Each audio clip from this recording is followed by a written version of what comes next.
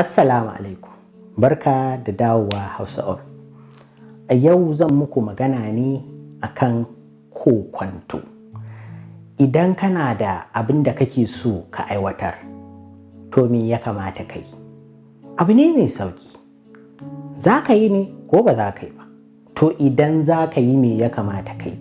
Idan za ka aiwatar da ko menene ka yi niyya, to ya kamata ka sa a ranka za ka yi shi.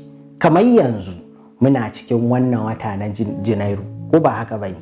Ka yi niyya kana so ka cimma wani buri zuwa ƙarshen shekara, me ya kamata ka yi?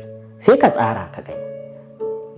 Ina so zan yi abu sati ko wata ko kaza, sai ka tsara dalla-dalla, filla-filla, ka fidda taswirar da ta dace da kuma ta kwanta maka a rai.